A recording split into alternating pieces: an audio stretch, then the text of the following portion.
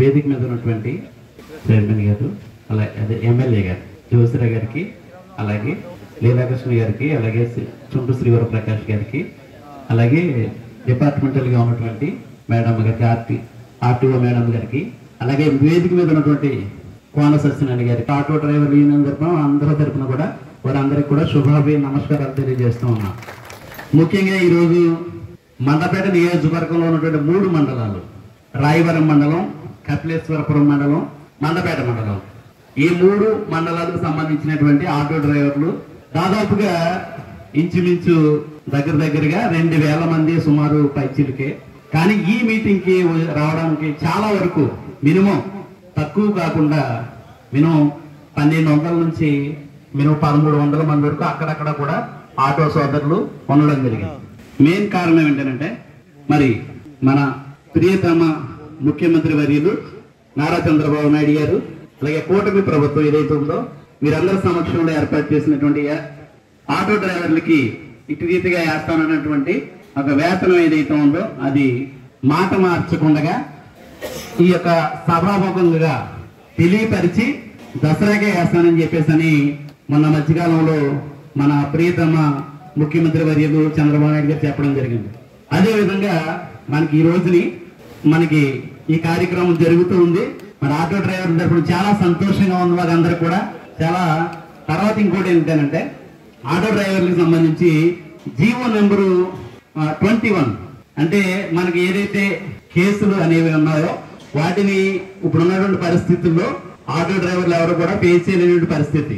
అందువల్ల జీవో 21 ని రద్దు చేయాలని మరి మన విజయవాడ బొండ ఓమేశ్వరరావు గారు మరి మన అసెంబ్లీలో చెప్పడం జరిగింది. అది రద్దు చేయమని కూడా దాంట్లో మన చెప్పుకోవడం జరిగింది. మనందరి పక్షాన కూడా వారు మెమరాండం ఇవ్వడం జరిగింది. అటు రీతిగానే జీవో 21 కూడా రద్దు చేయాలని మేము ఎంతగానో ఆశిస్తున్నాం సార్.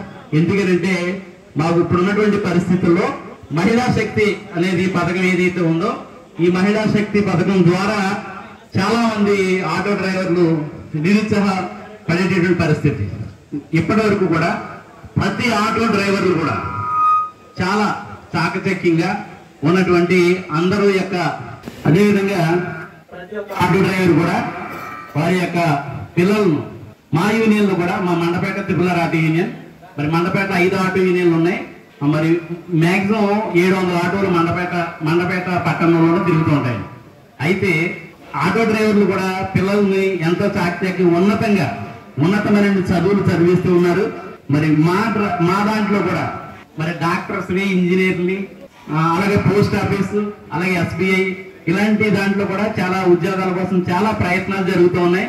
మీరు అన్నింటిని కూడా దృష్టిలో పెట్టుకుని మరి మాకు చేస్తున్నటువంటి ఈ ఆర్థిక సహాయం ఏదైతే ఉందో ఇది చేస్తున్నటువంటి చంద్రబాబు నాయుడు గారికి, అలాగే కూటమి ప్రభుత్వం అంతా కూడా మీకు కృతజ్ఞతలు తెలియజేస్తూ ఉన్నాం. అంతేకాకుండా ఏటీఎస్ మిషన్ని మరలా పునరుద్ధరించి మరలా మండపేట తీసుకొస్తానని చెప్పేసి మన ఎమ్మెల్యే గారికి చెప్పడం జరిగింది. అయితే అటు రీతిగానే మరి మేము ఒకసారి విన్నపించుకుంటున్నాం. ఈ బ్రేక్ సిస్టమ్ ఏదైతే ఉందో FC చేసేటువంటి బ్రేక్ సిస్టమ్ ఏదైతే ఉందో దాన్ని ఒకసారి మళ్ళా మేము ఆటో సంఘాల తరపున మన నియోజకవర్గంలో ఉన్నటువంటి 3 మండలాల ఆటోల తరపున మేము ఒకసారి ఎమ్మెల్యే గారికి నేను తెలియజేసుకుంటున్నాను. ఆ ఏటీఎస్ మిషన్ మరలా పునరుద్ధరించి మరలా మండపేట తీసుకురావాలని మరి ఈ కార్యక్రమాన్ని ఆయన చేతుల మీదుగా చేయాలని మరొకసారి ఆయనకి విజ్ఞప్తి చేసుకుంటూ నేను సెలవు తీసుకుంటున్నాను.